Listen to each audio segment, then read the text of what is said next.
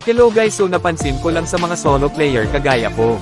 Matataas ang matches nila pero hindi naman gaano kataasan ang win rate. Yung tipong mataas ang matches sa isang hero. Yung win rate naman nasa 50% pataas, 60%. Yung iba nga nasa 40% pa. Which is nakakahiya lang kasi madalas sila yung madidiscriminate. Pero sila yung literal na sinasaluduhan ko. Ito na lang ang isipin nyo sa isang solo player. Para kang isang sundalo na pupunta sa isang gyera na hindi mo alam kung mananalo pa.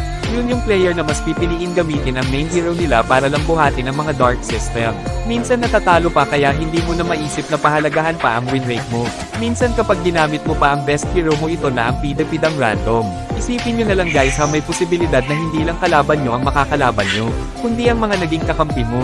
Paano ko nasabi guys? Kasi kung sino pa yung magiging kakampi mo sila pa yung manghuulol sa'yo. Kaya sa mga feeling gods dyan guys, kapag makapaglait sa mga solo player ay wagas. Sana subukan nyo muna mag solo, hindi yung puro asa kayo sa kakampi nyo.